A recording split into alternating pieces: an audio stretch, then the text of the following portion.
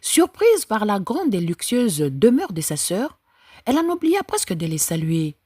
Mais après les salutations, les présentations et les embrassades, Lia proposa à Léa de se reposer dans sa chambre, de se rafraîchir, puis de les rejoindre pour un dîner spécial en son honneur.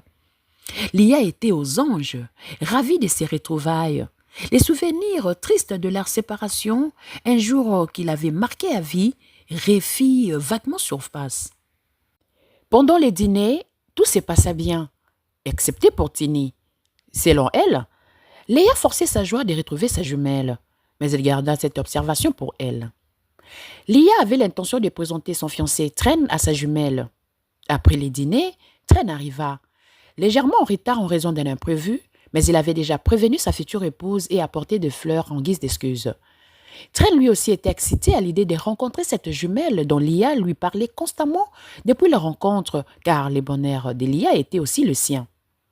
Durant la soirée, Léa ne cessa de poser des questions personnelles à Tren. En une seule soirée, elle apprit qu'il était riche, hérité d'une famille aisée et qu'il possédait déjà plusieurs biens immobiliers.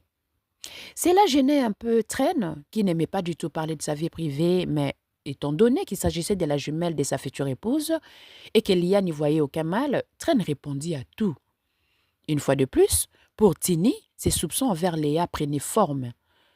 Léa, à son tour, sentit que Tini ne l'appréciait pas du tout et que les sentiments étaient réciproques. À la fin de la soirée, Tren, qui devait se lever tôt, partit. Ce fut ensuite au tour de Tini qui, bien qu'elle eût l'habitude de dormir souvent chez Lia, préféra laisser les deux jumelles passer un moment ensemble car elles avaient sûrement beaucoup de choses à se dire. Avant de se quitter, Lia a hésité, puis a demandé à Tini ce qu'elle pensait de sa sœur jumelle. Elle appréciait la franchise de Tini, c'était d'ailleurs pour ça qu'elles étaient devenues meilleures amies du monde. Fidèle à elle-même, directe et sans filtre, Tini a répondu son détour: « Je ne l'apprécie pas du tout. » En entendant cette réponse, Lia a regretté amèrement d'avoir posé la question. Elle connaissait bien Tini et sa nature sans concession.